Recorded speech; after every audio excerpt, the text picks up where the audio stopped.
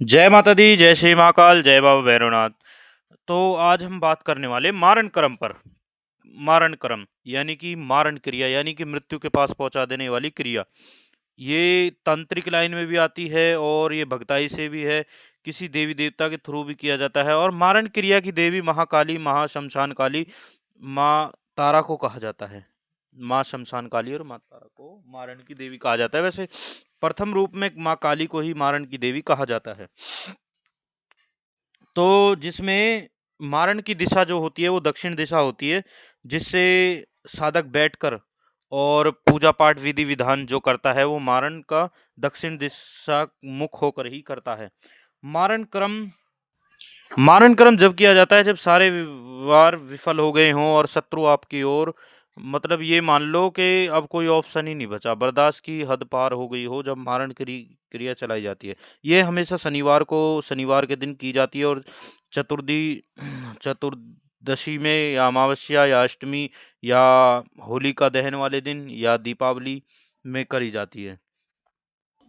और जो मारण के मतलब महाकाली का जो चित्र रखा जाता है मारण क्रिया करने से पहले, वो नीले कलर की महाकाली का स्वरूप रखा जाता है, जिसमें काले रूप में माता को सुमरन किया जाता है।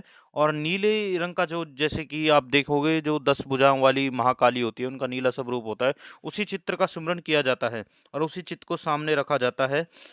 और मारण क्रिया में हुम फट, जिस मंत्र में हुम फट पीछे लगता है वही मंत्र इसमें प्रयोग किए जाते हैं। यहाँ ये मैं अब आपको मारण क्रिया की जानकारी दे रहा हूँ, यहाँ पे मैं कोई विधि विधान आपको बता नहीं रहा हूँ। विधि विधान आप हमसे जान सकते हैं।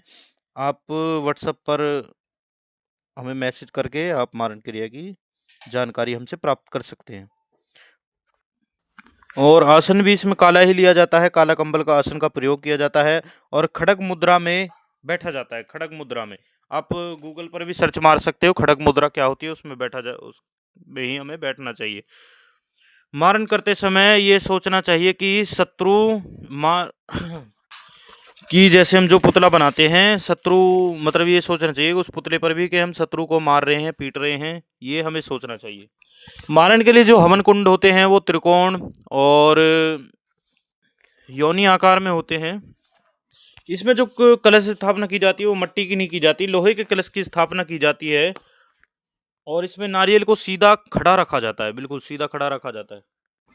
मारण में सर्फ सर्फ की माला या फिर आस्थियों की माला या फिर काले हकीक की माला या फिर सप्रिस्टिक की माला से जाप किया जाता है। ये हमारी जो सबसे फर्स्ट की उंगली होती है यानी तर्जनी उंगली, उससे ही जाप किया जाता है।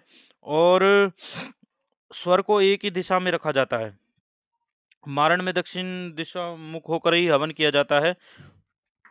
तो ये कुछ मारण के प्रयोग थे और कुछ विधियां थी।